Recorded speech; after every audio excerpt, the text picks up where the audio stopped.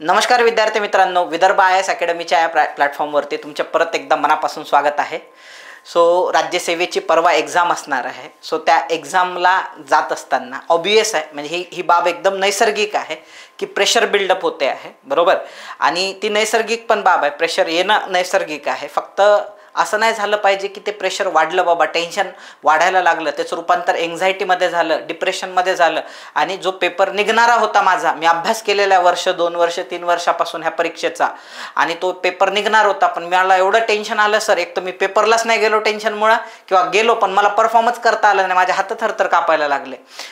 असं प्रेशर खाली येऊन तुमचा परफॉर्मन्स कमी होऊ नये, बरोबर, किंवा अतिच कमी होऊ नये। कारण प्रेशरमुळे लक्षात घ्या, एखाद्या माणसाचा 100 अभ्यास झालेला आहे आणि तो अंडर प्रेशर जर परफॉर्म करत असेल तर ऑब्वियस आहे, त्यामुळे त्याचा परफॉर्मन्स 90, 80, 70, 60% येऊ शकतो। आणि याच्यामुळे अनेक विद्यार्थी नापास होतात, जेव्हा की त्यांना प्रश्नांची उत्तरं येत असतात। फक्त प्रेशर खाली तिथं जमत नाही पेपरमध्ये। म्हणून आजचं जे लेक्चर आहे ते एवढं म्हणजे ऑन द वर्ज का बरं टाकतोय, म्हणजे परवाच एक्झाम आहे तुमची, परवा तुम्ही एक्झामला जाणार आहे आणि आज शुक्रवारी संध्याकाळी जवळपास 9 वाजेपर्यंत तुमच्या हे यूट्यूब चॅनलवरती अपलोड होऊन जाईल म्हणजे लेक्चर। एवढं का 11th आवरला घेतल्या चाललंय, कारण या लेक्चरची गरज आताच आहे म्हणजे। त्यामुळे जे विद्यार्थी अभ्यास करतात, जे पोरं अभ्यासच करत नाही बिलकुल, त्यांच्यासाठी हे लेक्चरच नाही आहे मुळामध्ये, पण जे पोरं अभ्यास करतात, ज्यांना अपेक्षा आहे की मी ही परीक्षा पास झालो पाहिजे, त्यांच्यासाठी म्हणून आजचं लेक्चर मी तुमच्यासाठी हे घेऊन आलेलो आहे। ऑब्वियस आहे, मी वेगवेगळे वेज जे असते ते प्रत्येक वेळेस मी तुम्हाला सांगत असतो। याही वेळेस काही प्रमाणात आपण त्यावर चर्चा करणार आहोत की क्वेश्चन कसे सुटू शकतात तुमच्या एक्झाममध्ये। आणि आजचा तो अजेंडाच असणार आहे आपला, एक तर म्हणजे आपला कॉन्फिडन्स वाढला पाहिजे आता एक्झामपर्यंत, आणि दुसरं की आपल्याला परीक्षेत कोणत्याही परिस्थितीमध्ये परफॉर्मन्स करून यायचं आहे। आणि आजच्या लेक्चरमध्ये जे विद्यार्थ्यांना प्रश्न पडतात, म्हणजे ॲट द मोमेंट, म्हणजे आता जे प्रश्न पडतात, त्या प्रश्नांमुळे त्यांच्या डोक्यामध्ये ते म्हणतो ना आपण, त्यामध्ये समस्यांचं काहूर माजलेलं असते, ते सॉल्व्ह झाले पाहिजे जास्तीत जास्त। आणि तुम्ही एक फ्री माइंडेडली एक्झाम दिली पाहिजे, 100% तुम्हाला देता आले पाहिजे, आणि 100% गेन करून तुम्हाला मेन्स लिहिता आली पाहिजे या वर्षीची। म्हणून आजचं हे लेक्चर आहे म्हणजे। आपण आजचं हे लेक्चर टप्प्याटप्प्याने हे डिस्कस करायला सुरुवात करणार आहोत। म्हणजे बघा, आता इथं मी पूर्ण घेऊन आलेलो आहे, स्ट्रक्चर घेऊन आलेलो आहे, म्हणजे जेणेकरून बोलत असताना एखादा पॉईंट नाही सुटला पाहिजे, जो तुमच्या मनातला प्रश्न आहे आणि सुटून गेला बाबा, असं नाही झालं पाहिजे, म्हणून मी सगळं लिहून आणलेलं आहे ऑलरेडी, आणि एका एका गोष्टीवरती आपण बोलायला सुरुवात करणार आहोत। म्हणजे चला बघा, आता परीक्षेला जाता जाता या आधीच्या पूर्वपरीक्षांपेक्षा यावरची पूर्वपरीक्षा वेगळी कशा पद्धतीने आहे, म्हणजे हे माझं म्हणणं आहे की आत्तापर्यंतच्या झालेल्या पूर्वपरीक्षा आणि आत्ताची जी येणारी उद्याची पूर्वपरीक्षा आहे, ही डिफरंट कशामुळे आहे। सर्वात महत्त्वाचं कारण, आयोगाने ऑलमोस्ट म्हणजे बघा 2013 पासून तर 2024 पर्यंत म्हणावं लागेल आपल्याला, जवळपास एक 12 वर्ष, म्हणजे 12 वर्षानंतर पहिल्यांदा आयोगाने पेपर पॅटर्न चेंज केलेला आहे। आणि या पेपर पॅटर्नचा एक ॲडव्हान्टेज खूप मोठा विद्यार्थ्यांना मिळणार आहे, ते म्हणजे जे नवीन आलेले विद्यार्थी आणि मागच्या 2-3 वर्षापासून अभ्यास करताय, त्यांच्यासाठी हे जे जुने विद्यार्थी आहे, तुम्ही आत्ता एक रिझल्ट लागला राज्यसेवेचा, तुम्ही एक गोष्ट ऑब्झर्व करा त्या रिझल्टची। त्या रिझल्टमध्ये तुम्हाला जर समजा 400 विद्यार्थ्यांना पोस्ट मिळाली, आपण ओघम घेऊ, 400 पोरांना जर पोस्ट मिळालेली आहे, तर त्या 400 पैकी अराउंड 300 विद्यार्थी ऑलरेडी पोस्ट होल्डर आहेत। लक्षात घ्या, म्हणजे 75% विद्यार्थी हे ऑलरेडी पोस्ट होल्डर आहे। ते एक तर PSI असू शकतात, एक तर STI असू शकतात ते, किंवा ऑलरेडी ते BDO आहेत, नायब तहसीलदार आहेत, काही तर assistant commissioner of sales tax आहे, उपजिल्हाधिकारी पोस्ट पाहिजे म्हणून परत एक्झाम देतात, बरोबर। त्याच्यामुळे हे जे सगळा चंक होता आणि हे मोर प्रॉमिनंट कॅन्डिडेट आहे, दरवर्षी तेच प्री काढतात, दरवर्षी तेच मेन्स काढतात, म्हणजे 11 मेन्स दिलेले माझे काही मित्र आहेत आणि जवळपास 6-7, 7-7 इंटरव्ह्यू दिलेले पण माझे काही मित्र होते। आता हा जो सगळा ओल्ड स्टाफ आहे, जुना पॅटर्ननुसार तयारी करणारा जो काही वर्ग आहे, तो पूर्ण बाद झालेला आहे, म्हणजे त्यांची ती सायकोलॉजीच नाही आहे सध्याच्या मोमेंटमध्ये। काही लोक आहेत जे वॉरियर माइंडसेटचे आहेत, म्हणजे नवीन पॅटर्न काय, आयोगाने आणखी एखादा मंगळ पॅटर्न आणला असता तरी आम्ही तो क्रॅक करून पोस्ट काढली असती। आमच्यासाठी पॅटर्न मॅटर करत नाही, आमच्यासाठी फक्त मॅटर करते ते म्हणजे पोस्ट मला मिळवायची आहे, त्यासाठी काही करावं लागलं तर चालते, असे पण विचारधारेचे काही विद्यार्थी असतील, पण त्यांची संख्या फारच कमी आहे। गुड न्यूज ही आहे, मागच्या काही वर्षात किंवा नवीन न्यू कमर्स जो चंक आहे पहा, नवीन जो आलेला वर्ग आहे, सो त्यांच्यासाठी गुड न्यूज तीच आहे की यावर्षी हे जुने सगळे देणारे जे परीक्षा होते, जे ऑलरेडी पोस्ट होल्डरवाले होते, हे सगळे त्या ठिकाणी कॉम्पिटिशनमधून कटले आणि मॅक्झिमम लोकांनी तर त्या ठिकाणी तो मार्ग स्वीकारला आहे. सो कंबाईन गट ब द्यायची किंवा सरळ सेवा द्यायची आणि लवकरात लवकर स्वतःचं पुनर्वसन करून घ्यायचं. नंतर आपण रायटिंग पॅटर्नचं पाहू. एखादी STI निघाल्यानंतर किंवा तलाठी निघाल्यानंतर किंवा एखादी टॅक्स असिस्टंट निघाल्यानंतर आपण ट्राय करू बाबा राज्यसेवेसाठी रायटिंग पॅटर्ननुसार आणि आपलं उपजिल्हाधिकारी तहसीलदार DYSP बनण्याचं स्वप्न फुलफिल करू. बरोबर. सो त्याच्यामुळं असं लक्षात घ्या की यावर्षी म्हणजे आपण म्हणू शकतो निग्लिजिबल कॉम्पिटिशन आपल्याला म्हणावं लागलं. म्हणजे आधी राज्यसेवेचे जेव्हा फॉर्म सुटायचे ना, 3-3, 4-4, 5-5 लोक फॉर्म भरणारे असायचे पहा आणि त्यामध्ये सिरियसली देणारे जवळपास 1 लाख 1.25 लाखाच्या घरात असतात. यावर्षी 2.25 लाख लोकांनी फॉर्म भरले, त्यातले 1 लाख लोक एक्झाम देतील आणि त्यातले सिरियस कॅन्डिडेट असणारे फक्त 20,000 किंवा 15,000 खूप झाले सिरियस कॅन्डिडेट त्याच्यामध्ये.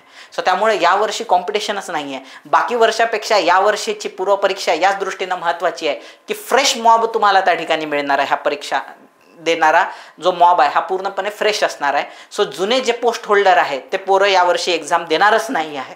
बरोबर. सो मी खूप जणांशी बोललेलो आहे, कोणीच देणार नाही यावर्षीची. एखादा जो आहे की बाबा ज्याला असं आहे की बाबा या जन्मात मला मृत्यू आला, परत जर मानवाचा जन्म मिळाला तर परत मी राज्यसेवा देईल, पण उपजिल्हाधिकारी बनवून दाखवल. सो असे माइंडसेट असणाऱ्याच एखादा पोरगा त्या ठिकाणी देण्याचं धाडस दाखवतोय.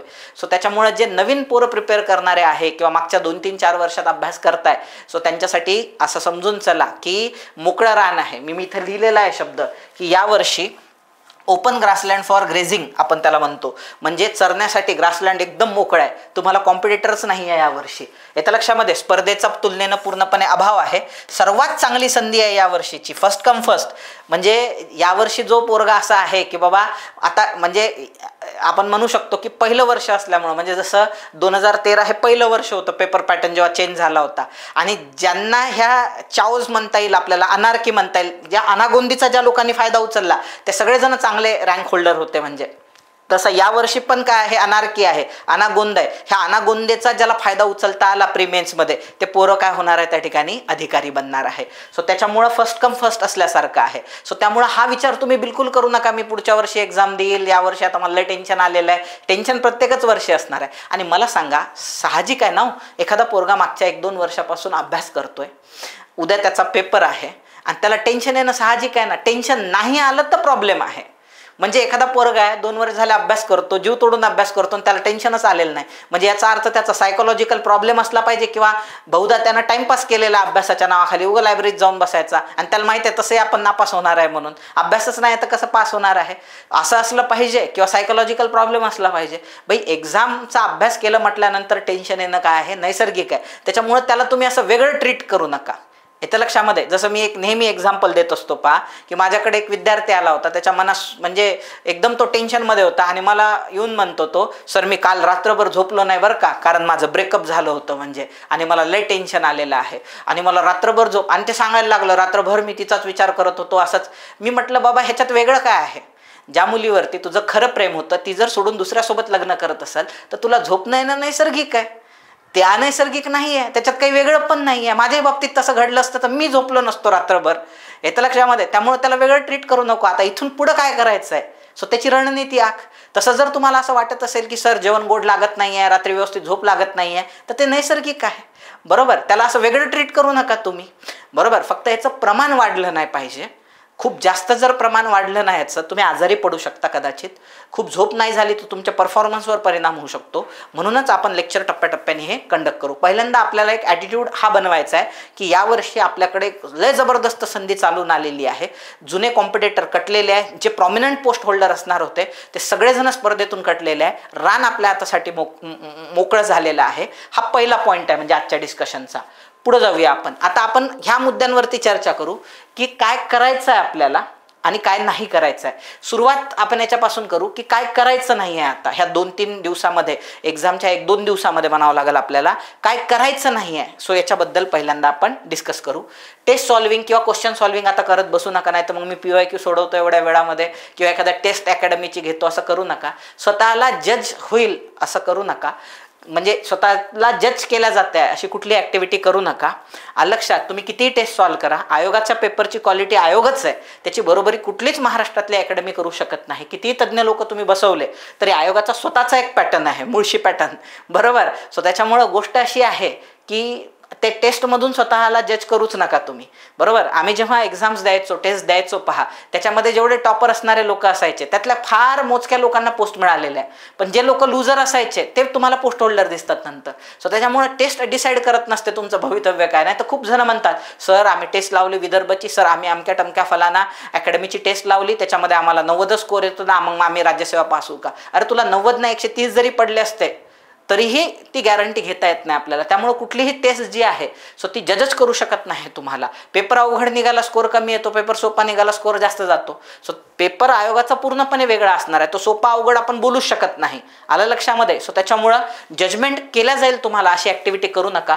नंबर 2, आता अनेक जण मुख्य परीक्षेचा विचार करतायत पा, यावर्षी पेपर पॅटर्न बदलला, मुख्य परीक्षा रायटिंग असणार आहे, आमची रायटिंगची प्रॅक्टिस नाही. सर आम्हाला इतिहास जमतंय, भूगोल जमतंय, आम्हाला पॉलिटी जमतंय, इकॉनॉमिक्स जमतंय आम्हाला, पण आम्हाला सर मेन्समध्ये ते लिहिता येईल का, त्याची आम्हाला काळजी लागलेली आहे. लक्षात घ्या, प्रश्न आहे तर त्याचे उत्तरं पण असतात पहा, बरोबर. सो त्याच्यामुळे तुमच्याकडे जे नॉलेज आहे सो ते रायटिंगमध्ये कसं रिप्रेझेंट करायचं त्याचे पण उपाय आहे, त्याचे पण मी सेशन, तुमची प्रिलिम्स होऊ द्या सोमवार किंवा हार्डली सोमवार किंवा मंगळवारी, मी कसं उत्तर लिखाण करायचं आहे कॉमन मिनिमम डेटामध्ये तुमच्या माइंडमध्ये. आणि माहीत आहे का, तुम्हाला सांगतो पहा, माणसाला नॉलेज थोडंसं कमी असलं तर चालतंय, रायटिंगच्या बाबतीत बोलायचं झालं तर त्याचं प्रेझेंटेशन लय भारी करता आलं पाहिजे. माझे जे IAS IPS झालेले मित्र आहेत त्यांच्यासोबत जर मी स्वतःला कम्पेअर केलं तर कधी ते तोंडावर बोलतील म्हणजे की सागर तुझं जे ज्ञान आहे ते आमच्यापेक्षा जवळपास 2 ते 3 पटीनं जास्त आहे, तू प्रत्येक विषयावर बोलू शकतो जरी आम्ही आज IAS झालो असलो तरीही. मग असं का बरं झालं किंवा सागर सर फक्त इंटरव्ह्यूमधून वापस आले आणि हे लोक डायरेक्ट सिलेक्ट झाले. मुद्दा काय आहे, तुमचं नॉलेज तुम्ही रिप्रेझेंट कसं करता, त्याची मांडणी कशी करता. सो त्याच्यामुळं मुख्य परीक्षा क्रॅक करणे किंवा मुख्य परीक्षेमध्ये ॲन्सर रायटिंग करण्याच्या पण टॅक्टिक्स असतात, आपण त्याच्याबद्दल पण चर्चा करू.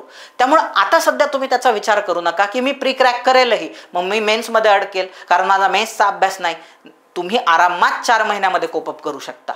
तुम्हाला काय करायचं आहे, फक्त कॉमन मिनिमम एवढं आपल्याला जमलंच पाहिजे आणि त्याला चांगलं कसं लिहिता येईल परीक्षेमध्ये याचा विचार करा. तिथं कसं आहे माहीत आहे का, बाप दाखव नाही तर श्राद्ध कर. म्हणजे मला खूप ज्ञान आहे सर पण मला रिप्रेझेंट करता येत नाही, उपयोगाचं नाही आहे. सर जेमतेम ज्ञान आहे पण मी रिप्रेझेंट चांगलं करू शकतो, पोस्ट होल्डर आहे. सो त्याच्यामुळे आता तुम्ही त्याचा विचार करू नका मुख्य परीक्षेचा. पुढे जाऊया. मागच्या वर्षी वाढलेला कट ऑफचा विचार. हां सर मागच्या वर्षी कट ऑफ खूप जण म्हणतात 117 मार्काला लागला, 118 मार्काला लागला. सर यावर्षी पण तेवढा कट ऑफ लागला तर आम्ही तिथपर्यंत जाऊ का. लक्षात घ्या, मागच्या वर्षीचा कट ऑफ सर्कमस्टन्सेस वेगळे होते. पेपरची काठिण्य पातळी म्हणा, पेपर देणारे विद्यार्थी म्हणा, बरोबर. तुम्हाला माहिती आहे खंगलेले होते ते पोरं, 12-12 अभ्यास कर. मी म्हटलं ना तुम्हाला 11-11 मेन्स देणारे पोरं माझ्यासोबतचेच आहेत म्हणजे, बरोबर. 6-6, 7-7 इंटरव्ह्यू देणारे पोरं होते. मग हे टॅलेंटेड लोक काय करत असतात, कट ऑफ वाढवत असतात. त्यांना प्रत्येक वेळी काय होते, डिकोड झालेले आहेत त्यांना एक्झाम. डिकोड लिटरली मेन्समध्ये पण एखादा प्रश्न आला ना त्यांना त्याचं उत्तर माहीत नसेल ना ते बरोबरच सोडून येतात. डिकोड झालेल्या विद्यार्थी आणि विद्यार्थिनींना एक्झाम, त्यांना कोणत्याही वर्षात नेऊन बसवा एक्झामला, ते बरोबर सोडून त्या ठिकाणी पोस्ट काढतातच. सो त्याच्यामुळे मागच्या वर्षी कट ऑफ वाढण्याचं कारण हे होतं की कॉम्पिटिशन पण तेवढीच तगडी होती जरी जागा जास्त असल्या तरी. सो त्याच्यामुळे सर मागच्या वर्षी कट ऑफ जास्त लागला म्हणजे याही वर्षी कट ऑफ जास्त लागल असं होत नसते. आणि कट ऑफचा विचार आता तुम्ही नाहीच केला पाहिजे, बरोबर. तुमच्या डोक्यात काय असायला पाहिजे ते पण मी तुम्हाला सांगतो, पण हे बिलकुल नसायला पाहिजे. मागच्या वर्षीचा कट ऑफचे सर्कमस्टन्सेस वेगळे होते, सो यावर्षीच्या कट ऑफचे सर्कमस्टन्सेस वेगळे आहे. येत्या लक्षामध्ये. पुढे जाऊया. उद्याचा पेपर कसा असेल, सोपा असेल, मध्यम असेल, अवघड असेल, हा पण आपण विचार नाही केला पाहिजे. सर मग विचार नेमका काय केला पाहिजे. सो विचार तुम्ही हाच केला पाहिजे, पेपर सोपा येऊ, अवघड येऊ किंवा मीडियम क्वालिटीचा येऊ, कसाही येऊ, मला प्रत्येक प्रश्न सोडवायचा आहे, मला प्रत्येक प्रश्न तोडायचा आहे. सोपा पेपर आला तर सगळ्यांना मार्क पडतील, कट ऑफ वाढून जाईल. अवघड पेपर आला तर कट ऑफ खाली येणार आहे. आपण काय करतोय माहित आहे का, स्पर्धा परीक्षेची तयारी करतोय बरं का पोरांनो. आणि स्पर्धा परीक्षेचं एक वैशिष्ट्य आहे, याच्यात सोपा आणि अवघड हा फॅक्टरच नाही आहे. आता त्या कंबाईनमध्ये पाहिलं आपण, सोपा पेपर निघाला तर 62.5ला गेला ना कट ऑफ. उद्या अवघड पेपर निघाला तो 48 पर्यंत येईल, 52 पर्यंत येईल. येत्या लक्षामध्ये. सो पेपरची काठिण्य पातळी जेवढी जास्त तेवढा कट ऑफ कमी येईल. आपल्याला परीक्षा पास व्हायची आहे, पेपर सोपा अवघड मध्यम हा विचारच नसला पाहिजे मनामध्ये. आलं लक्षामध्ये. सो त्याच्यामुळं स्पर्धा परीक्षा असल्यामुळं कुठंतरी 35 मार्काची लिमिट आहे बाबा, 35 मार्क पडले, पेपर सोपा आला तर 35 पडतील, अवघड आला तर 35ही पडणार नाही, हा फॅक्टरच नाही आहे. सो कट ऑफ लागणार आहे तो सगळ्यांना धरून लागणार आहे. तुम्हाला अवघड जाते म्हणजे पूर्ण महाराष्ट्राला अवघड गेलेला असणार आहे, तुम्हाला सोपा म्हणजे पूर्ण महाराष्ट्राला सोपा चाललाय. त्यामुळे सोपा अवघडचा विचारच करायचा नाही त्या ठिकाणी. पुढे जाऊया आपण. हा अटेम्प्ट जाऊ देतो, पुढचा अटेम्प्ट देतो, असं जर करत राहिले तुम्ही तर प्रत्येक वेळी पुढचा पुढचा पुढचा म्हणत ते कधीच होणार नाही साध्य. लक्षामध्ये. सो परीक्षेची भीती वाटून मी आता पुढचा अटेम्प्ट देतो बाबा, अशी चूक करू नका. याच वर्षीचा अटेम्प्ट द्या. नाही मी परफेक्ट अभ्यास करतो, एक लक्षात घ्या, स्पर्धा परीक्षेमध्ये 100% अभ्यास नावाची संकल्पनाच अस्तित्वात नाही आहे. मी एवढे वर्ष झाले अभ्यास करतोय, मी एवढे वर्ष झाले शिकवतोय. तुम्ही मला जर प्रश्न विचारला की सागर सर तुमचा UPSCचा 100% अभ्यास आहे का, सागर सर तुमचा MPSC राज्यसेवेचा 100% अभ्यास आहे का, मी स्पष्ट सांगेल की नाही, 100% अभ्यास करणं शक्यच नाही आहे. तो एवढा व्हर्सटाईल अभ्यास आहे की 100% अभ्यास तुम्ही कव्हर करणं it is near to impossible आहे. सो त्याच्यामुळं हा फॅक्टरच नाही आहे की बाबा माझा पूर्ण अभ्यास होईल, सगळं आयडियल, असा कधीच विचार करायचा नाही की मग मी प्रत्येक पुस्तक चाळून काढेल, त्याला 10 रिव्हिजन देईल, मग ती एक्झाम देईल, असा दिवस कधीच येत नसतो. कधी पण लक्षात ठेवा, मला जेवढं जमते आहे त्या आधारावरती मला परफॉर्म करायचं आहे. ही सायकॉलॉजी ठेवून पुढच्या अटेम्प्टची वाट न पाहता याच अटेम्प्टचं, या संधीचं आपल्याला सोन्यात रूपांतर करायचं आहे किंवा संधीचं सोनं करायचं आहे, हे तुम्हाला लक्षात घ्यावं लागणार. पुढे जाऊया. हां, हे पण असते पा, एक्झामच्या आधी थोडेसे भांडणं तुम्ही टाळले पाहिजे. काही काही लोकांचे वाद हे बरोबर एक्झामच्या आधी उफाळून येतात. म्हणजे ते असते ना, कधी पण लक्षात ठेवा, माणूस जेव्हा अडचणीत असतो ना, म्हणजे चांगला काळ असतो तेव्हा सगळं चांगलं चालू असते, आणि तो थोडासा अडचणीत यायला लागलं की जग त्याला आणखी जास्त अडचणीत आणते. तसं आपलं आहे, आपल्यासाठी हे 2 दिवस महत्त्वाचे आहे ना. मग आपलेच जवळचे लोक, आपले मित्र मैत्रिणी नातेवाईक घरचे, यांना माहिती आहे आपण टेन्शनमध्ये आहो म्हणून, मग ते बरोबर या मोमेंटला पकडूनच आपल्याला घाव घालतात आणि मग आपण त्यांच्याशी बाचाबाची करायला लागतो, वादावादी करायला लागतो. सो असं बिलकुल करायचं नाही. चिडचिड वाद होईल अशी कुठलीच गोष्ट करायची नाही. तुम्हाला माहिती आहे की तुमची एखादं घरचं कोणी एखादा मेंबर भांडगोड आहे बाबा, त्याला फोनवर बोलू नका आता 2 दिवस. तुम्हाला माहिती आहे की तो काही ना काही काढतोच म्हणजे शोधून, किंवा कोणाचे तरी दुखणे सांगत राहतो, स्वभाव असतात प्रत्येकाचे. तर अशा लोकांना तुम्ही पॉसिबली अवॉइड करण्याचा प्रयत्न करा, बरोबर. किंवा तुम्ही जातायत एक्झामला, काही कोणाशी वाद झाले तिथं रस्त्यामध्ये, एखाद्या मित्राशी डिबेट करत बसू नका की नाही नाही नाही नाही औरंगजेबाने असं केलं होतं, जहांगीराने असं केलं होतं, अकबरने तसं केलं होतं. सो बिलकुल करत बसायचं नाही.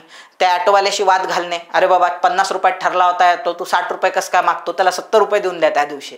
आणि फ्रेश राहणं फार गरजेचं आहे आपल्यासाठी. त्यामुळं भांडणं केल्यास तुम्ही कोमेजून जाल, त्यामुळे ही गोष्ट बिलकुल करायची नाही. भांडगोड्या लोकांपासून, लायब्ररीत पण एखादा मित्र असेल त्याच्यापासून 4 हात दूर राहा. फक्त 2 दिवसासाठी पथ्य पाळायचे आपल्याला. डोक्यात रविवारचा पेपर हवा, बाकी विचार करू नका. हां, आता तुम्ही जर बाकीचे, आता कसं आहे माहिती आहे का, समजा आता हा आयोगाचा पेपर आहे, बरोबर. तुम्ही ह्या पेपरला, मी तुम्हाला एक थोडंसं प्रॅक्टिकली सांगतो, हा पेपरचा जर तुम्ही विचार केला तर हा पेपर तुम्हाला भयावह वाटेल. त्याच्या असं वर दिसते सूचना, रोल नंबर टाका, आणि त्याच्यानंतर हा पेपर, आता ह्याच्यातले मला किती जमतील बाबा, मला आठवल की नाही वेळेवरती, बरोबर. सो असं दुरून जर पाहिलं, म्हणजे एखादं असते ना, लढाई चालू असते रणांगणात, दुरून पाहिलं तर ती भयावह वाटते. पण जेव्हा आपण त्या लढाईत उतरतो तेव्हा आपल्याला आतमधले लूप होल्स माहीत व्हायला सुरुवात होतात. तसं आपण जेव्हा हा प्रश्नपत्रिका उघडतो आणि पहिला प्रश्न आपल्या समोर येतो, आणि पहिला प्रश्न आल्यानंतर आपण जेव्हा त्या प्रश्नाला डायमेन्शन्स लावायला सुरुवात करतो तेव्हा लक्षात येते की नाही गड्या, प्रश्न जे आहे ते तुटण्यासारखे होते आणि प्रश्न इझी आहेत तुलनेने, मला जमतात ते. म्हणून हे जे आहे पेपर, ते ही जी भीती आहे ना, ही भीती मुळातच आभासी आहे. विनाकारण ते आपण डोक्यात असते, नापास झालं तर काय होईल, परत मग आपल्याला पुढच्या वर्षी एक्झाम द्यावी लागेल, मग नापास झाल्यास मला हे असे बोलतील, ते तसे बोलतील, हे विचारच करू नका या मोमेंटला. पास झाल्यास मग मी असा करल, हे विचारच नाही. पास होईल नापास होईल ते कधी, आपण कधीही लक्षात ठेवायचं, मी विद्यार्थी आहे आणि माझं पहिलं कर्तव्य आहे परीक्षेत 100% देणे, आणि हरेक प्रकारे प्रश्न माझे तुटले पाहिजे या अँगलने विचार करणे हे विद्यार्थी म्हणून माझं कर्तव्य आहे, आणि मला ते निभवायचं आहे. मला हे नाही करायचं आहे, मग मी जज नाही आहे, परीक्षा पास होईल नापास होईल, पेपर सोपा येईल पेपर अवघड येईल, मग मला DYSP भेटेल की नाही, मला क्लास 1च असल्या पाहिजे. सो हे तुम्ही आता विचारच नका करू. हा विचार केला तर तुम्ही फसत जाल, तुमच्यावरती अपेक्षांचं ओझं वाढत जाईल आणि ते ओझंच तुम्हाला परीक्षा नापास करण्यासाठी कारणीभूत ठरू शकते. म्हणून तुम्ही सतत विचार करा. सो पेपर येणार आहे, पहिल्या क्वेश्चनपासून मी घेणार आहे सोडवायला. सो सागर सरांनी सांगितल्याप्रमाणे क्वेश्चन तुटतो प्रत्येक, तोडण्यासाठी आपल्याला फक्त काय करायची आहे, म्हणजे ती मनस्थिती ठेवायची आहे. आता मला एक विद्यार्थिनी थोड्या वेळापूर्वी आली होती, ती म्हणत होती सर मला लय मोठा प्रश्न पडला की मला एक्झाममध्ये आठवल की नाही. मला ती काय म्हणत होती, सर मला आठवल की नाही. मी तिला एकच प्रश्नात उत्तर दिलं, पूर्व परीक्षा ऑब्जेक्टिव्ह आहे, पूर्वपरीक्षा काय आहे, ऑब्जेक्टिव्ह आहे. आणि तुला पेपरमध्ये काही आठवायचंच नाही आहे, कारण 4 ऑप्शन पुढे दिलेले असतात. तुझ्या क्वेश्चन दिलेला असतो आणि खाली 4 ऑप्शन दिलेले असतात. तुला कुठं आठवायचं आहे, तुला ओळखायचं आहे. म्हणजे हे कशासारखं आहे की तुला जाऊन रेसमध्ये पळायचं नाही आहे. पळणं अवघड आहे, दुसऱ्यांना हरवणं अवघड आहे, पण रेस ऑलरेडी तुमच्या पुढे चालू आहे. तुम्हाला हे ओळखायचं की त्याच्यात पहिलं कोण येणार आहे. म्हणजे ऑलरेडी पोरं पळत आहेत, तुम्हाला बसून फक्त ओळखायचं की हा पोरगा पहिला येणार आहे किंवा हा पोरगा पहिला आहे. तुम्हाला पळायचं नाही आहे त्या रेसमध्ये जाऊन. म्हणजे मला काय म्हणायचं आहे की तुम्हाला तिथं जाऊन आठवून लिहायचं नाही आहे, लिखाण करायचं नाही आहे तुम्हाला आठवून, किंवा रिकाम्या जागा भरायच्या नाही आहे. आलं लक्षामध्ये? तुम्हाला फक्त ओळखायचं आहे 4 मधलं उत्तर काय आहे, किंवा जजमेंट घ्यायचे आहे. स्टेटमेंट दिलेले आहे. म्हणून लक्षात घ्या, ही आठवण्याची परीक्षा नाहीच आहे, ही परीक्षा आहे जजमेंटची. तुम्हाला केलेला अभ्यास जो आहे सो त्यावर आधारित तुम्हाला तिथं जाऊन जजमेंट घ्यायचे आहे. आणि लक्षात घ्या, माहीत आहे का, एखाद्या पोराचा अभ्यास तुमच्यापेक्षा खूप जास्त असू शकतो, कदाचित मी म्हणेल दुप्पट असू शकतो. हे मी अनुभवलेलं आहे. माझ्यापेक्षा चांगला अभ्यास असणारे पोरं पण 2012 मध्ये होते. आलं लक्षामध्ये? पण त्यांनी जेव्हा राज्यसेवा दिली ते नापास झाले, जेव्हा की त्यांचे 3-3 वर्षाचे अभ्यास होते. आणि माझ्या 1 वर्षाच्या अभ्यासावर मी ती परीक्षा पास झालो. का? कारण त्यांचा अभ्यास खूप चांगला होता. आलं लक्षात? त्या अभ्यासातून जर क्वेश्चन आले असते तर कदाचित ते पास झाले असते. पण क्वेश्चन हे थोडेसे आउट ऑफ द बॉक्स होते आणि ते क्वेश्चनचं जजमेंट मला चांगलं घेता आलं म्हणून मी पास झालो. म्हणून ही एक्झाम जजमेंटची आहे, हे तुम्ही एक लक्षात घ्या. अभ्यास आहे, मॅटर करतो अभ्यास, याबद्दल दुमत नाही आहे. बरोबर, तुमचा अभ्यास नक्की तुम्हाला तिथं कामात येणार आहे परफॉर्म करताना. पण लक्षात घ्या, ही एक्झाम पूर्णपणे माइंडसेटची आहे. ह्या 2 तासामध्ये 120 मिनिटामध्ये जो चांगला परफॉर्मन्स देईल तो पास आहे, आणि एखादा अभ्यास असून त्याला 2 तासात व्यवस्थित परफॉर्मन्स देता नाही आला तो नापास आहे. सो त्याच्यामुळे तुम्ही लक्षात घ्या, तुम्हाला आठवायचं नाही आहे. आलं लक्षात? तुम्हाला तिथं जाऊन परफॉर्म करायचं आहे, जजमेंट घ्यायचं आहे, 4 पैकी 1 ओळखायचं आहे. सो त्याच्यामुळे मला आठवल की नाही हे सोडूनच द्या, कारण आपला सिलेबस एवढा आहे. म्हणजे तुम्ही साधे हा जरी विचार केला की बाबा आपल्याला इतिहासामध्ये किंवा पॉलिटीमध्ये कायदे दिलेले आहेत, 1773चा कायदा, त्याच्यानंतर 1813चा कायदा, 1833, मग मला तो आठवेल का तिथं? त्याचा आता विचारच करू नका, काहीच विचार करू नका. ते बरोबर होऊन जाते सगळं. लक्षात? सगळं बरोबर होते. म्हणजे त्या ना, लग्न झाल्यानंतर संसार बरोबर चालायला लागतो, जरी अनुभव नसला तरी. माणूस जीवनात एकदाच लग्न करतो मोस्ट ऑफ द टाइम, काही एक्सेप्शन सोडता. सो सगळं बरोबर होते ना. आपल्याला कुठं अनुभव असतो संसार चालवण्याचा, पण आपण चालवतो ना संसार आपला नंतर. आलं लक्षामध्ये? मला तर टेन्शन आलं होतं मी बाबा झाल्यानंतर, मग मला काय अरे झालो बाबा, झालं, बाळ आहे, खेळते मस्तपैकी, ते मी त्याच्यासोबत मस्त्या करतो, सगळं व्यवस्थित आहे, ॲटोमॅटिक होतं येतं. तसं पेपर पण जे आहे तुम्ही सोडवणार आहे ते ॲटोमॅटिक होणार आहे सगळं. त्याचं तुम्ही आतापासून टेन्शन घेऊ नका. आतापासून टेन्शन घेतले तर हातपाय थरथर कापायला लागतील तुमचे. पुढे जाऊया आपण. म्हणून म्हटलं पेपर दुरून अवघड वाटतो, त्याच्या आतमध्ये जर शिरलं ना तर मग तुम्हाला लक्षात येते की प्रत्येक प्रश्नाची एक बाजू वीक असते, ज्याला ती पकडता आली. बरोबर, ज्या पोराला ती बाजू पकडता आली तो पोरगा जिंकला. आता मी तुम्हाला उदाहरणात सांगतो, समजावून सांगतो मी तुम्हाला कसं असते. दुरून पाहिल्यास अवघड वाटते, खोलात शिरल्यानंतर सगळं सोपं होत जाते. त्याचा एक डेमो देतो मी तुम्हाला. म्हणजे सर्वात शेवटी घेण्याऐवजी मी आताच तुम्हाला डेमो देतो, पहा त्याचा. बघा, हा एक क्वेश्चन आहे जो मागच्या वर्षी विचारण्यात आलेला आहे. मी तुम्हाला डेमो देतो त्याचा. बघा, इथं काय विचारलेलं आहे त्यांनी, चुकीच्या जोड्या ओळखा असं म्हटलेलं आहे. आपण पाहूया इथं काय म्हटलेलं आहे त्यांनी, चुकीच्या जोड्या ओळखा असं म्हटलेलं आहे. आता 4 जोड्या दिलेल्या आहे. अब्दुल समद प्रसिद्ध चित्रकार, तख्ते ताऊस, मयूर सिंहासन, राजपुत्र आझम शाह बहमनी शासक आहे, बीबी का मकबरा, दिलराज बानू बेगम यांचे स्मारक. आता मी तुम्हाला सांगतो आता माझा हिस्ट्री ऑप्शनल आहे, त्याच्यामुळं असे प्रश्न तर आम्ही असेच निपटून टाकतो. म्हणजे त्याच्यामुळं मी शिकवतो पण विद्यार्थ्यांना, त्याच्यामुळं मला हे सगळेच प्रश्न माहिती आहे, उत्तरं पण ह्याचे माहिती आहे. पण आपण मी म्हणून कन्सिडर नाही करणार. आपण काय करू माहिती आहे का, आपण कन्सिडर करू जेमतेम अभ्यास असणारे, ठीकठाक अभ्यास असणारे, मीडियम अभ्यास असणारे, बरोबर, टॉप अभ्यास असणारे आपण इलिमिनेट करून टाकू. आता जे पोरं ह्या 3 कॅटेगरीत येतात, जेमतेम अभ्यास असणारे, बरोबर, म्हणजे ठीकठाक अभ्यास असणारे, मीडियम स्तरामध्ये असणारे, 2-3 वर्षापासून तयारी करतात, या विद्यार्थ्यांचा आपण विचार करू. दुरून पाहिलं तर हा प्रश्न असा वाटतो, यार याच्यातलं एकही जोडी मला माहीत नाही, मला काही जमण्यासारखं नाही आहे. आपण पुढचा प्रश्न हातात घेतो. पण मी काय म्हटलं, तुम्ही त्या प्रश्नाच्या आतमध्ये शिरा, समरूप व्हा त्या प्रश्नाशी. आणि हे राज्यसेवेत तुम्ही करू शकता. कंबाईनमध्ये तुम्हाला तितका स्कोप नाही, कारण कंबाईनमध्ये 60 मिनिटात 100 क्वेश्चन सोडवायचे आहे, इथे 120 मिनिटं तुम्हाला मिळतात. त्याच्यामुळे तुम्हाला हे करायचंच आहे तिथं, आणि हे करणारेच प्रश्न तुमच्या पुढे फेकला जाणार आहे. थोडासा विचार करा. आता इथं काय काय दिलेलं आहे, आता आपण काय काय जजमेंट घेऊ शकतो. मी म्हटलं जजमेंट घ्यायचे असतात तुम्हाला. कसे जजमेंट घ्यायचे असतात, इथं काय दिलेलं आहे, तख्ते ताऊस. आपल्याला ताऊस म्हणजे काय हे माहीत नसेल, आपल्याला ताऊस म्हणजे काय हे माहीत नसेल, पण तख्त हे प्रत्येकाला माहिती असते. तख्त काय असते? तख्त ए ताऊस.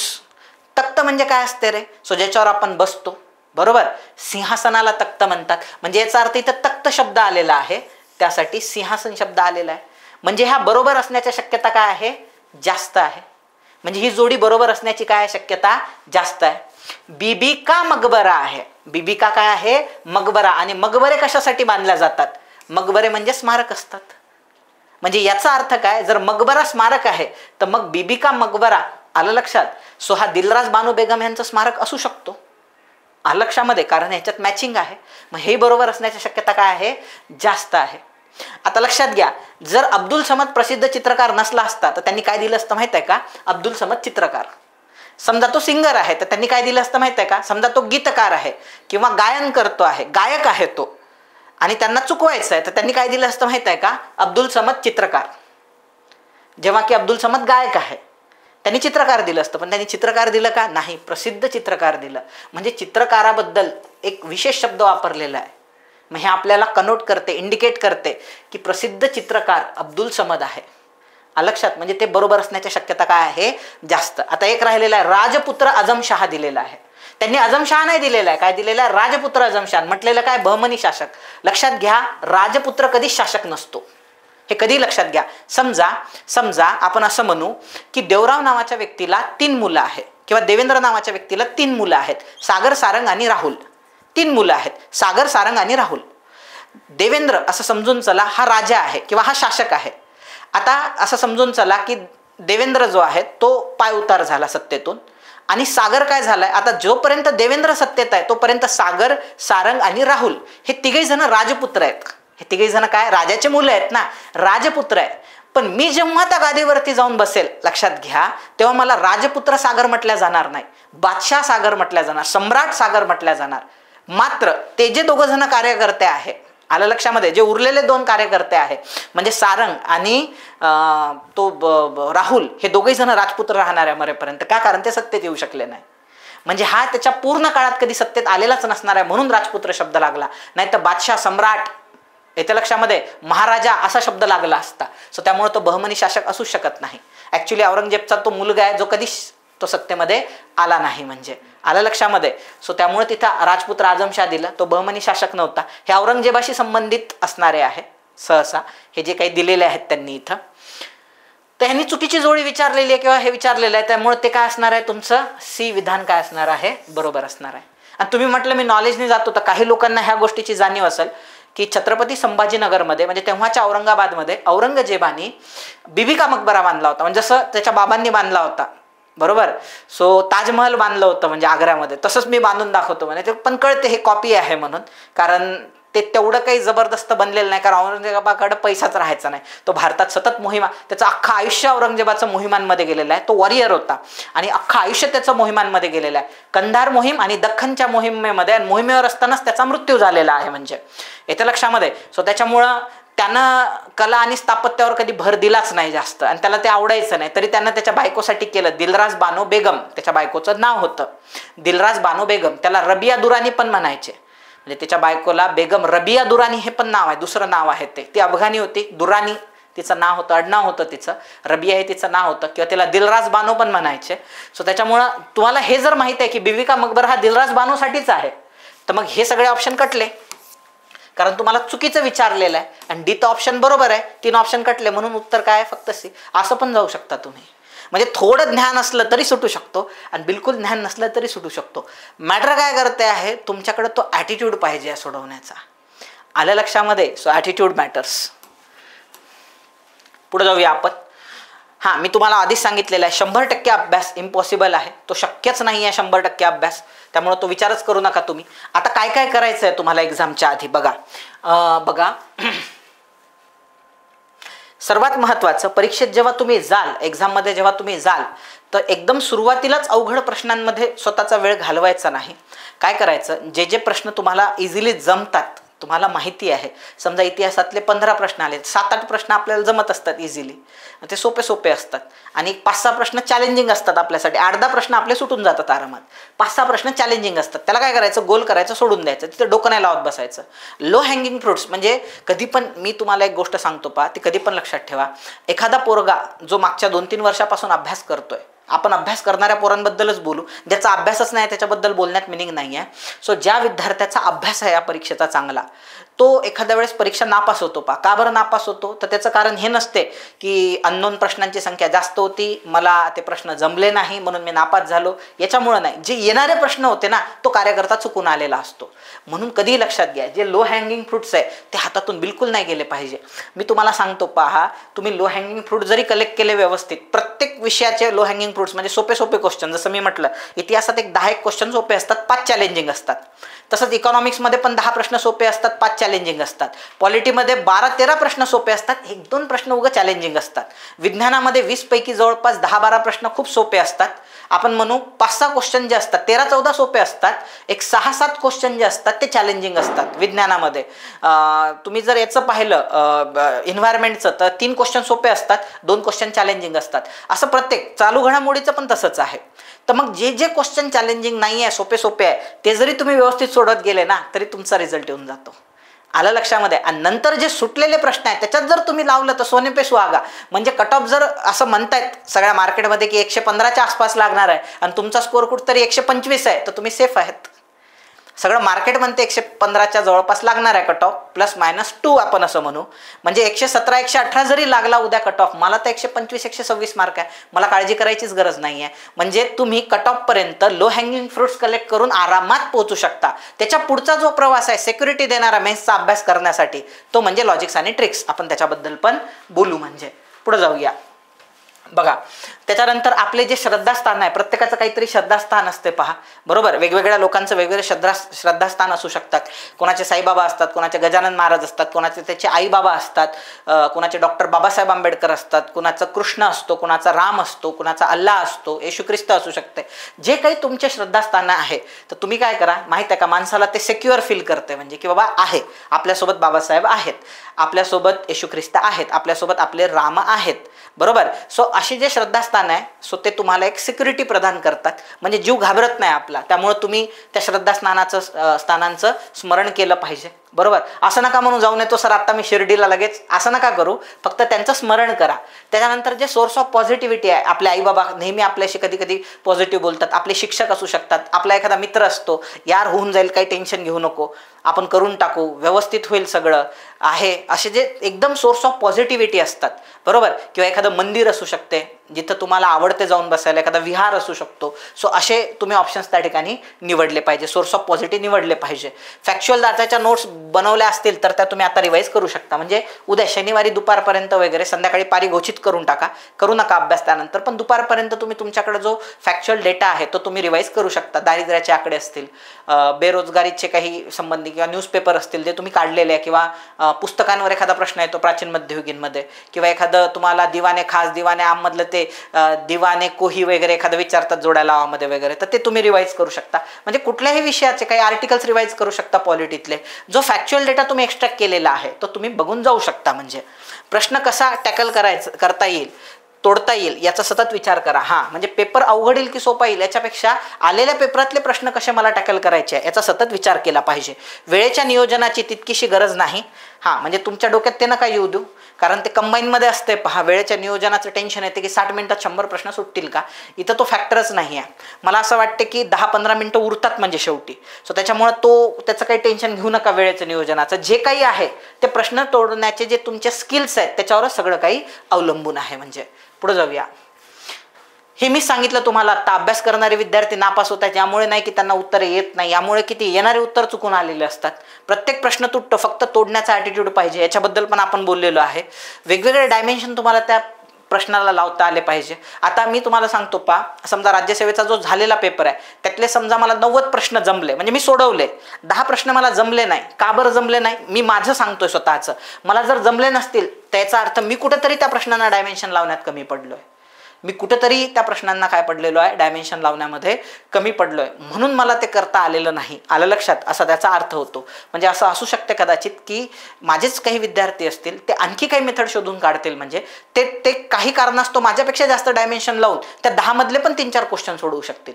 म्हणून मी म्हणतोय की प्रत्येक प्रश्न सुटतो, फॅक्च्युअल असू द्या, कन्सेप्च्युअल असू द्या, फक्त तुम्हाला त्याला काय करता आले पाहिजे, व्यवस्थित डायमेन्शन लावता आले पाहिजे. त्याच्यानंतर आता तुम्ही मोटिवेशनल सॉन्ग वगैरे ते जे आहे ऐकू शकता, म्हणजे जे तुम्हाला मोटिवेट करतात परीक्षेसाठी, किंवा वॉर सॉन्ग असतात पहा, जे तुम्हाला सोर्स ऑफ पॉझिटिव्हिटी असतात. फक्त एखादं दुःखात जाणारं किंवा एखादं जुनं प्रकरण असते पहा आपलं, त्याची आठवण आणणारे गाणे ऐकायचं नाही, बरोबर. सो ते असतात ना, तुझे याद ना मेरी आई किसे से अब क्या कहना, लावले गाणे आणि आलं टेन्शन तुम्हाला. सो असं काहीच करू नका की तुमची मानसिकता खराब होईल, बरोबर आहे. सो त्यामुळं मोटिवेशनल सॉंग्स तुम्ही प्रेफर करू शकता. म्हणजे कारण काय आहे की ह्या गोष्टी दुसऱ्यासमोर करण्याची गरज नाही. हेडफोन टाकले, आपण आपलं ऐकत बसलं, म्हणजे यावेळेस जो परफॉर्म करणार आहे, हां लक्षात घ्या, त्या 2 तासात जो परफॉर्म करेल तो हिरो आहे. ज्याचा चांगला अभ्यास झाला तो हिरो नाही आहे. ज्याला त्या 2 तासात आलं लक्षात परफॉर्म करता आलं तो हिरो आहे. हे माझं स्टेटमेंट तुम्ही लक्षात ठेवा. म्हणजे आज तुम्हाला मी 2 शब्द देतो, लो हँगिंग फ्रुट्स. पहिले ते कलेक्ट करून घ्यायचे आणि पास होणं शिक्कामोर्तब करायचा, आणि मग मेरिट. पास झाल्यानंतर 130, 140, 150 मिळवणार, ते मग मेरिट माझं. आलं लक्षामध्ये, लो हँगिंग फ्रूट. आणि दुसरी महत्त्वाची गोष्ट या आजच्या लेक्चरचा सार म्हणजे जो परफॉर्म करणार आहे त्या पेपरमध्ये 2 तासात तो पास होणार आहे. ज्याचा अभ्यास चांगला आहे तो पास नाही होणार. सो जो परफॉर्म करणार आहे तो पास होणार आहे, हे लक्षात घ्या. आता सर केलेला अभ्यास आठवेल का, मी याच्याबद्दल ऑलरेडी बोललेलो आहे. हां, अनेक जणांचं असते किती प्रश्न अटेम्प्ट करणार आहे. आता मला सांगा, जर असं झालं, तुम्ही ठरवून गेले की मला 90 प्रश्न अटेम्प्ट करायचे आहे. आता काही काही ठरवून जातात 90, आणि एखाद्या वेळेस पेपर तडीपार आला एकदम, म्हणजे लयच अवघड सेट केला आयोगाने, 60 प्रश्न मोठ्या मुश्किलनं सॉल्व्ह होतात, आणि त्याच्यात तुम्ही 90 सोडून आले तर निगेटिव्हमध्ये चालले जाल. आणि पेपर खूपच सोपा आला, ज्याच्यात 100 पैकी 100 सुटण्यासारखे होते, पण तुम्ही 90च सॉल्व्ह करून आले, तरी तुम्ही फसले परीक्षेमध्ये. त्यामुळे ठरवून जाऊ नका. माझं काय म्हणणं आहे, ऑप्टिमम प्रश्न सोडवा. ऑप्टिमम म्हणजे काय, हे 3 आयाम आहेत पहा प्रश्न सोडवण्याचे. पहिलं आहे नॉलेज मेथडने जायचं. आपल्याला जे नॉलेज मिळालेलं आहे, सो त्या नॉलेज मेथडने जा. तुमचे 50-60% प्रश्न 100% सॉल्व्ह होतात. खूप चांगला अभ्यास आहे, वर्षानुवर्ष अभ्यास करतोय कार्यकर्ता, रिव्हिजन खूप साऱ्या पडलेल्या आहे 60%. अभ्यास मागच्या 1-2 वर्षात आहे, चांगला झालेला आहे, काही रिव्हिजना पडलेल्या आहे 50%. इथं जास्त गॅप नसते बरं का नॉलेजमध्ये. एक 50-60%, कमीत कमी 50, जास्तीत जास्त 60, बरोबर. त्याच्यानंतर ज्याला तिथं वेळेवरती चांगले लॉजिक लावता आले, तो अराउंड 10% एक्स्ट्रा प्रश्न गेन करतो. आलं लक्षात. आणि ज्याला ट्रिक्स व्यवस्थित वापरता आल्या, ज्या मी वेळोवेळी लेक्चर्समध्ये सांगितलेल्या आहे तुम्हाला, ज्या वापरता आला तो आणखी 10%नी पुढे चालला जाणार. म्हणजे तुम्हाला 130-140 आरामात त्या ठिकाणी मार्क्स मिळू शकतात. म्हणजे पेपरमध्ये ठरवून जाऊ नका, एवढे सोडवणार तेवढे सोडवणार. तुम्ही ह्या 3 याच्यामध्ये जेवढे प्रश्न बसतात तुमचे, तेवढे प्रश्न सोडून या. आलं लक्षामध्ये. बसत नसतील, बिलकुलच जमत नाही, जसं मी म्हटलं 10 प्रश्न नाही सुटले, सोडून दिले असते, मी आरामात सोडून दिले असते. त्यामुळे ठरवून जाण्यापेक्षा त्या पेपरला पाहून तिथं वेळेवरती तुम्ही डिसिजन घेणं मला अपेक्षित आहे. पुढे जाऊया आपण. चला, तुम्हाला आता एक ओव्हरऑल आयडिया आलीच असेल, किंवा बिलकुल टेन्शन न घेता मी थोडं प्रिपेअर केलं पाहिजे. आता मी काय करतो, तुम्हाला काही क्वेश्चन्स आहेत मागच्या वर्षीचे, सो थोडीशी एक तुम्हाला मी त्या क्वेश्चनची आयडिया देण्याचा प्रयत्न करतो पा. जसा की हा प्रश्न होता, बरोबर.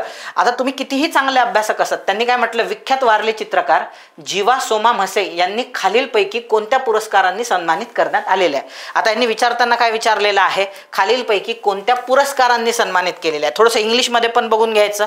अवॉर्ड्स म्हटलेलं आहे, म्हणजे याचा अर्थ मल्टिपल उत्तर असणार आहे. हे 2 ऑप्शन इथंच कटून जातात. पहिले वाचून घ्यायचं सगळं. आपल्याला येते का बाबा, वारली चित्रकार जीवा सोमा म्हसेचा हा अभ्यास आहे का, आपल्याला कोणकोणते पुरस्कार मिळालेले आहे. जर प्रश्नाचं उत्तर आहे नाही, जर आहे तर मग मारा उत्तर तुम्ही. नॉलेज मध्ये बसत असेल, आउट ऑफ द बॉक्स वाटत असेल तुम्हाला, तर मग आपले कारनामे सुरू. शांत नाही बसायचं आपल्याला. चला, पुरस्कारांनी म्हटलेलं आहे, म्हणजे याचा अर्थ मल्टिपल असणार आहे उत्तर. आता मग 2 ऑप्शन कटल्यास आपल्याकडे एक तर ए आणि डी असलं पाहिजे उत्तर, किंवा मग तिसरा पर्याय आहे BCD. आता याच्यामध्ये डी तर कॉमन आहे, त्याच्यामुळे ह्याचा विचार करायचाच नाही आहे आपल्याला. National award for tribal arts obvious आहे. जीवा सोमा म्हसे हे एक वारली चित्रकार त्या ठिकाणी आहे, त्याच्यामुळे त्यांना national award for tribal arts असणं त्या ठिकाणी नैसर्गिक आहे. मग आता डिसिजन घ्यायचं आहे त्यांना, पद्मभूषण, पद्मश्री, शिल्पगुरू. आता कोणताही माणूस जेव्हा पुरस्कार मिळवतो तो खालून वर चढत जातो. आलं लक्षात. मग पद्मश्री भेटते, पद्म भेटतो, पद्मश्री, पद्मभूषण, पद्मविभूषण, असं करत करत तो वरपर्यंत जातो. एखादा माणूस पद्मभूषणपर्यंत जाऊन थांबतो, पद्मश्रीपर्यंत जाऊन थांबतो. म्हणजे याचा अर्थ तुम्हाला डिसिजन घ्यायचा आहे की त्यांना पद्मभूषण पुरस्कार होता, हे तर कन्फर्मच आहे, की पद्मश्री आणि शिल्पगुरू होता. तर ऑबियस आहे ते चित्रकार आहे म्हटल्यानंतर शिल्पगुरू असण्याची शक्यता काय आहे, जास्त आहे. पद्मश्री इझिली भेटू शकते, पद्मभूषण मिळवणं जरा अवघड असते. लक्षात. म्हणून BCD उत्तर असण्याची शक्यता काय आहे, जास्त. म्हणून ते उत्तर मारायचं. आणि तुम्ही मारताना AD जरी मारलं तरी काही गम नाही आहे, कारण आपण 50-50 पर्यंत तर पोहोचलेलोच आहे त्या ठिकाणी. लक्षात. इथं चुकल, दुसऱ्या ठिकाणी बरोबर येईल. सो असा अप्रोच ठेवून पण तुम्ही काय करू शकता, उत्तरापर्यंत पोहोचू शकता. म्हणजे कारण सगळेच प्रश्न काय आपल्या पाहण्यातले नसणार आहे. आता कोठारी कमिशनच्या शिफारशीवर आधारित हे सगळे मागच्या वर्षीचे प्रश्न आहे. 1968च्या राष्ट्रीय शैक्षणिक धोरणाची मुख्य सूत्रे कोणती होती, बरोबर. आणि तिथं ऑप्शन दिलेले आहे. आता बघा, नॉर्मली जे स्टेटमेंट गुडी असतात, जनरलाइज स्टेटमेंट आहे. कोणतेही शैक्षणिक धोरण आलं तर त्याचा उद्देश काय असणार आहे, तळागाळापर्यंत शिक्षण पोहोचवणे, शाळेत क्वालिटी एज्युकेशन देणे, शिक्षकांना वेगळ्या फॅसिलिटीज देणे, शिक्षणात एखादा अवॉर्ड घोषित, हे नॉर्मल आहे. त्याच्यामुळे जर वयाच्या 14 वर्षापर्यंत सक्तीचं आणि मोफत शिक्षण करणे, त्यानंतर शिक्षकासाठी उच्च आणि सुधारित वेतन, वर्गखोल्यांची क्वालिटी सुधारणे, स्वच्छ पेयजल देणे, सॅनिटेशनच्या व्यवस्था, हे तर जनरलाइज आहे ना. लक्षात. हे चुकीचं असू शकत नाही. हां, मात्र जिथं फॅक्च्युअल आहे, राष्ट्रीय ठोस उत्पन्नाच्या किमान 10% शिक्षणासाठी खर्च करणे, इथं गडबड असू शकते, बरोबर. असं जर म्हटलं असतं राष्ट्रीय ठोस उत्पन्नाच्या किमान काही % शिक्षणासाठी खर्च करणे, हे बरोबर असलं असतं. पण 10%च म्हटल्यानंतर मग थोडंसं अलर्ट व्हायचं. आलं लक्षामध्ये. सो ॲक्च्युली 6% शिक्षणाची तरतूद केली होती. त्यामुळे C विधान काय आहे या ठिकाणी चुकीचं आहे. जे जनरलाइज आहे ते बरोबर आहे. आलं लक्षात. सो त्यामुळं पुढे जाऊया आपण. असे भरपूर आहेत, म्हणजे तिची लिस्टच निघते पूर्ण. म्हणजे असे जवळपास 25 क्वेश्चन याच पद्धतीने सुटतात. सुलतानशाहीच्या शासनकाळात खालीलपैकी कोणता कर अनुक्रमे हिंदू आणि मुस्लिम जमीनदाराकडून घेतला जात असे. आता माझा हिस्ट्री ऑप्शनल असल्यामुळे मला हे सगळे कर जे आहे, काय जिझिया, खम्स, जकात, खिराज, शर, हे सगळं माहिती आहे, बरोबर. कारण आम्हाला ऑप्शनलमध्ये तेवढ्या डिटेलमध्ये अभ्यास करावा लागतो. पण जनरलाइज स्टुडंट असतात, त्यांना जमणं थोडं अवघड असते. आता जनरल स्टुडंटला काय माहीत असते, जिझिया माहीत असते. जिझिया म्हणजे काय, सो मुस्लिमांनी हिंदूंवर लावलेला कर, की बाबा हिंदू जनता ही मुस्लिम राजा त्या हिंदू जनतेला प्रोटेक्शन देतोय. लक्षात. हिंदू राजा मुस्लिम जनतेला प्रोटेक्शन देतोय, म्हणून हिंदू जनतेने किंवा शिख असू द्या, ख्रिश्चन असू द्या, ह्यांनी मुस्लिम शासकाला जो कर द्यायचा असतो त्याला त्या ठिकाणी जिझिया कर असं म्हटलं जाते. पण लक्षात घ्या, तुम्ही जर व्यवस्थित पाहिलं तर त्यांनी काय म्हटलेलं आहे, हिंदू आणि मुस्लिम जमीनदाराकडून हा वसूल केला जाणारा कर होता, सामान्य जनतेकडून वसूल केला जाणारा हा कर नव्हता. सो त्याच्यामुळं हे 2 ऑप्शन तर तिथंच कटले. कारण जिझिया जो आहे तो सामान्य जनतेकडून घेतला जायचा, फक्त त्यात ब्राह्मणांवर तो लागत नव्हता. ब्राह्मण त्याला अपवाद होते, बाकी जनतेकडून घेतला जायचा. मग आता बघा, हिंदू आणि मुस्लिम जमीनदार. आता लक्षात घ्या, जनरल विचार करा तुम्ही, मुस्लिम जमीनदार कोणता देऊ शकता. तशी आपल्याला ऑप्शनमध्ये आता हे 2च आहे. एक म्हणजे जकात, मुस्लिम जमीनदाराकडून जकात घेतल्या जाऊ शकतं. कारण सगळ्यांना माहित आहे जकात हा कशावरती लागतो रे, व्यापारावरती लागतो. त्यामुळे जे मुस्लिम जमीनदार आहे त्यांच्याकडून जकात घेतल्या जाऊ शकतो. आता 2 ऑप्शन उरले आपल्याकडे, एक तर खिराज आणि दुसरं उरलेलं आहे खम्स. एक तर खिराज आणि खम्स, म्हणजे एक तर उत्तरेचं काय आहे 3 किंवा एक तर उत्तरेचं काय आहे 4 आहे. याच्यात तुम्ही मारताना चुकले तरी चालते, पण तरी मी सांगून देतो तुम्हाला. बघा, खम्स जे आहे ना ते वॉर बूटी म्हणतात त्याला इंग्लिशमध्ये. म्हणजे युद्धामध्ये जे लुटलेलं सोनं नाणं आणि संपत्ती असायची, ह्या लुटलेल्या संपत्तीपैकी एक हिस्सा राजाला द्यावा लागायचा. ते जे सैनिक लुटालूट करणार आहे शहराची, कारण कुठलंही राज्य जिंकल्यानंतर पहिले त्याची लुटालूट केल्या जायची. म्हणजे जेव्हा बघा तो जो होता काय बरंच नाव होतं त्याचं, ज्यांनी दिल्लीवरती आक्रमणं केलेले आहे, बरोबर. नादिरशहानी आक्रमणं केलेले आहेत 2दा दिल्लीवरती. तर दिल्ली 2 महिने लुटली नादिरशहानी. मग लुटल्यानंतर सैनिकांनी जी मिळवलेलं आहे त्याच्या 1/5 हिस्सा त्यांना राजांना द्यावा लागायचा, 1/5. सो त्याला खम्स म्हटलं जायचं. आणि खिराज हा हिंदू जमीनदारांकडून त्या ठिकाणी वसूल केला जायचा. सो हे अशा पद्धतीचे हे कर होते. त्याच्यामुळे ह्या प्रश्नाचं उत्तर हे असलं पाहिजे, 3 नंबरचं ऑप्शन. सो त्याच्यामुळे काय असतात की प्रश्नातच उत्तर लपलेले असतात. एकदम बारकाईने एक एक शब्द जर तुम्ही डिकोड करत गेले तर तुम्हाला प्रश्नाचे उत्तर ऑटोमॅटिक मिळत जातात. म्हणजे तर एक एक आहेच त्यामध्ये. आता हा एक प्रश्न आहे, खालीलपैकी कोणत्या शासकाच्या कालखंडात अब्दुल रज्जाक हा फारसी प्रवासी विजयनगरला भेट द्यायला आला होता. हरिहर दिलेला आहे, कृष्णदेवराय दिलेला आहे, देवराया 1 दिलेला आहे, देवराया 2 दिलेला आहे. जर याचं उत्तर कृष्णदेवराया असलं असतं त्यांनी ते दिलं असतं, कृष्णदेवराया 1, कृष्णदेवराया 2. याचं उत्तर देवराय आहे, म्हणून देवराय 1 की 2 याच्यात तुम्हाला डिसिजन घ्यायचं आहे. आलं लक्षामध्ये? सो त्याच्यामुळं त्या प्रश्नाचं उत्तर देवराय 2 दिलेलं आहे आयोगाने. सो देवराय 2च्या वर्गात तो अब्दुल रझाक आलेला होता आणि देवराय 2 असल्यामुळेच 1 ऑप्शनमध्ये दिलेला आहे तुम्हाला. आलं लक्षामध्ये? सो अशा पद्धतीनं पण तुम्ही जजमेंट घेऊ शकता. कधी कधी तुम्ही चुकणार, म्हणजे मी तुम्हाला ते म्हणतोय की जर तुम्ही लॉजिक ट्रिक्सनं जात असाल आणि जवळपास 25 प्रश्न सोडवत असाल तर 5 प्रश्न तुमचे चुकू शकतात. पण 20 बरोबर येतात ना. मी काय म्हणतो 10 प्रश्न चुकू द्या, 15 बरोबर आले तरी तुम्ही प्रॉफिटमध्ये आहे ना. 10 प्रश्नाचे मार्क जाऊन जाऊन किती जातील? 2.5 प्रश्नाचे 5 मार्क गेले तुमचे. पण 15 दुनी 30 मार्क तुमचे वाढले ना. 5 मार्क गेले तर हरकत नाही ना, पण 30 मार्क तुम्हाला भेटायलेत ना. आणखी काय पाहिजे? 25 मार्क प्रॉफिटने राहत आहे तुम्ही. सो त्याच्यामुळे तुम्ही अशा हळूहळू ऑप्टिमायझेशन करत करत त्या ठिकाणी प्रश्नापर्यंत पोहोचू शकता. आता जसं हे आहे 1907 मध्ये भारतीय राष्ट्रीय काँग्रेसमध्ये फूट पडल्यानंतर सुरत येथे राष्ट्रीय काँग्रेस कोलमडली. हा आपला विजय दिवस आहे असं कोण म्हटलं? राष्ट्रीय काँग्रेस कोलमडल्यानंतर विजय दिवस आहे असं लोकमान्य टिळक म्हणणार आहे का? नाही. त्यांना तर दुःख झालं होतं, कारण ते काँग्रेसचा भाग होते. कर्जन ऑलरेडी 1905 मध्ये भारत सोडून निघून गेलेला होता. सो त्याच्यामुळे तो तर असू शकत नाही. म्हणजे एक तर उत्तर काय आहे? त्या कालखंडात भारताचा भारत मंत्री असणारा लॉर्ड मोर्ले किंवा व्हाईसरॉय असणारा लॉर्ड मिंटो. मग मिंटोनी पत्र लिहून त्या ठिकाणी पाठवलं होतं कोणाला? मोर्लेला. आणि त्याच्यामध्ये ते मेन्शन केलं होतं सुरतमध्ये काँग्रेस कोलमडली, हा आपला विजय दिवस आहे, हे मिंटोनी म्हटलं होतं. आणि आयोग काय करते? पेपर सेटर जो आहे, मला तर कधी कधी वाटते की काही काही पेपर सेटर कॉमन आहे कंबाईनमध्ये आणि राज्यसेवेमध्ये. याच्या आधी पण त्यांनी ते विचारलं होतं, आम्हाला काय करायचं आहे? स्वातंत्र्य एकदाच द्यायचं नाही भारताला, टप्प्याटप्प्याने द्यायचं असं कोण म्हटलं होतं? त्याचं उत्तर मोर्ले होतं. आणि आता त्यांनी परत विचारलं सुरतमध्ये राष्ट्रीय काँग्रेस कोलमडली, हा आपला विजय दिवस आहे असं कोण म्हटलं? उत्तर मिंटो दिलेलं आहे. म्हणजे फिरून फिरून फिरून फिरून त्याच लोकांवरती प्रश्न विचारले चालले. जसं की राज्यसेवेने एकदा विचारलं होतं त्या सतीच्या प्रथेबद्दल की बाबा शास्त्राच्या संमतीने केलेला खून असं कोण म्हटलं होतं? राजाराम मोहन राय. तोच प्रश्न कंबाईनमध्ये रिपीट केला त्यांनी. लक्षामध्ये गट ब मध्ये विचारला त्यांनी. त्याच्यामुळे त्याचं PYQ ॲनालिसिस थोडं स्ट्रॉंग आहे आणि वेळेवर त्याला डिसिजन. जो म्हणतो नाही बा मी तर कधी वाचलंच नाही, सोडून देतो मी हा प्रश्न, तर तो पोरगाचे पास होण्याच्या शक्यता त्या ठिकाणी कमी आहे. सो अशा पद्धतीनं तुम्ही जास्तीत जास्त तिथं वेळेवरती जजमेंट घ्या, लो हँगिंग फ्रूट सिलेक्ट करा आणि विचारधारा तीच ठेवा की यार प्रत्येक प्रश्न तुटतो, फक्त तोडणारा पाहिजे. मला उद्याचा पेपर तोडूनच यायचा आहे, फक्त डोक्यात ते ठेवा. निगेटिव्हिटी पूर्ण काढून टाका आणि मला परफॉर्म करायला भेटायला त्या पेपरमध्ये मी तुफान परफॉर्म करून येणार आणि उद्याचा पेपर खाऊन टाकणार म्हणजे. सो हीच विचारधारा ठेवून तुम्ही पेपरला जा. आजचं लेक्चर तुम्हाला कसं वाटलं हे आम्हाला नक्की कमेंट बॉक्समध्ये लिहून कळवा. सो भेटूया आपण पेपर झाल्यानंतर. तोपर्यंत धन्यवाद. जय हिंद.